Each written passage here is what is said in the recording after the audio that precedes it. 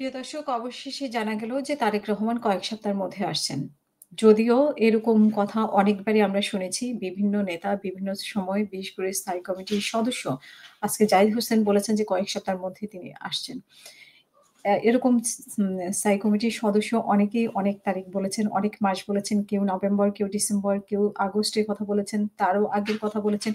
এরকম গত ১ বছরে আমরা অসংখ্য ডেট পেয়েছি তারেক রহমান আসার ব্যাপারে। এখন আবার নতুন করে উনি বললেন। তো সেটা দেখা যাক যে এটাও সফল হয় কিনা। যদিও কয়েক সপ্তাহ বলেছে এবং কয়েক সপ্তাহ বলতে কত সপ্তাহ? মানে সেটা কি ৮ সপ্তাহ, ১০ সপ্তাহ নাকি ১ সপ্তাহ?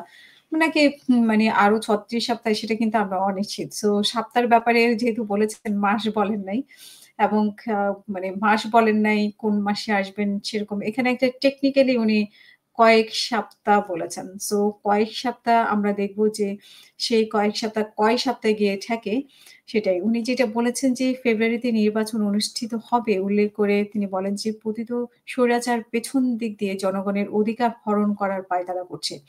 বিএনপির স্থায়ী কমিটির এই সদস্য মানে ডাক্তার জাহিদ বলেন যে যারা দেশের স্বাধীনতা ও সার্বভৌমত্বে বিশ্বাসী নয় তারা ষড়যন্ত্র করছে।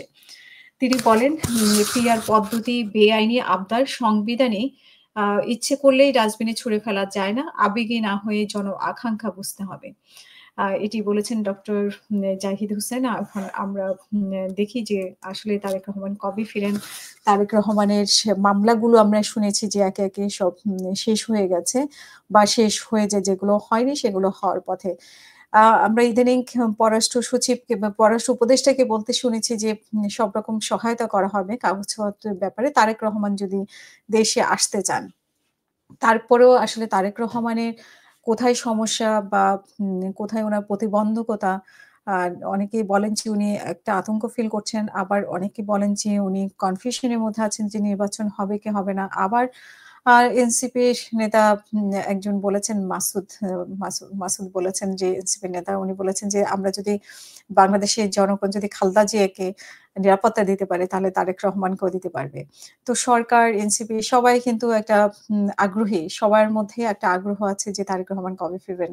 সেরকম অপেক্ষার দিন। সেই অপেক্ষার দিনটি কবে শেষ হবে বাংলাদেশের মানুষের। আমার মনে হয় দীর্ঘ কয়েক বছর উনি দেশের বাইরে ছিলেন।